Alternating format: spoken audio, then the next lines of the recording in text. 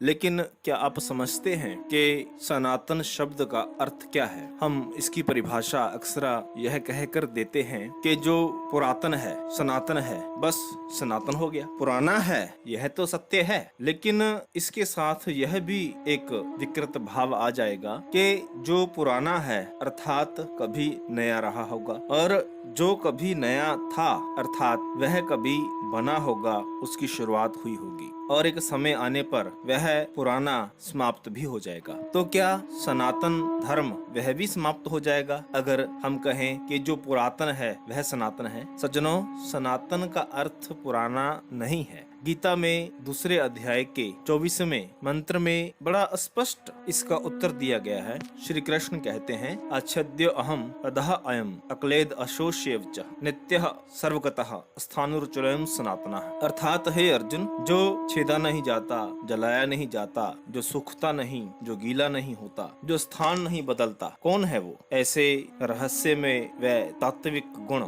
तो मात्र केवल परमात्मा के ही हैं, और जो सत्ता इन दैवीय गुणों से परिपूर्ण हो वही सनातन कहलाने के योग्य है। अर्थात ईश्वर ही सनातन है, जो ना तो कभी नया रहा, ना ही कभी पुराना होगा, और ना ही इसकी शुरुआत है और ना ही इसका अंत है। अर्थात ईश्वर को ही सनातन कहा गया है। और जो हम कहते हैं अपने अस्तित्व की परिभाषा देते हुए कि हम सनातनी हैं, सनातन धर्म के अनुयायी हैं, सज्जनों, हम सनातनी कब बनेंगे अगर ऐसे दैवीय गुण हमारे में प्रवेश कर जाएं, जैसे अच्छेद्यो अहम, हम छेदे न जाएं, अधः अयम, हमें अग्नि प्रभावित न करे, अक्लेद अशोष्यव च, हम न गीले हों न हम सूखें, स्थाणुर्चलयम्, हम स्थान न बदलें, सदा स्थिर रहें। तो क्या यह गुण हमारे में है? हम सूखते भी हैं, गीले भी होते हैं, हमें अग्नि भी प्रभावित करती है, हमें शस्त्र काटता भी। अर्थात हम सनातनी अभी नहीं हैं। तो फिर हम सनातनी कैसे बने? कबीर जी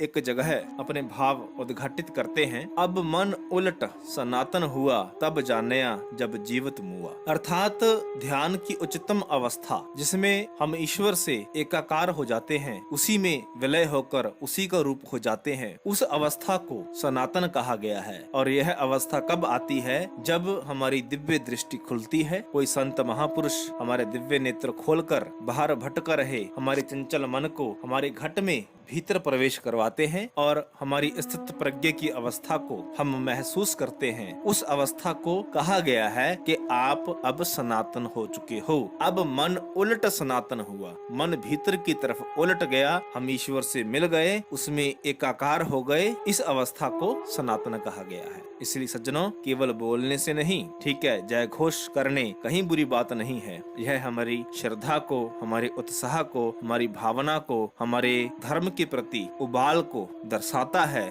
निस्संदेह प्रशंसनीय है। लेकिन केवल कोरे भाषणों से अथवा कोरे वाक्यों से हम सनातनी ना बने, बल्कि गीता के आधार पर, धार्मिक शास्त्रों के आधार पर हम सनातनी बने। फिर देखिए, जीवन की लहर ही कुछ और होगी, आनंद ही कुछ और होगा। सज्जनों, यह ज्ञानवर्धक जानकारी आपको अच्छी लगी तो कृपया लाइक करें, शेयर करें। हमारे YouTube चैनल श्री रामदूत को अवश्य सब्सक्राइब करें, बेल आइकॉन दबाते हुए। धन्यवाद। जय श्री राम।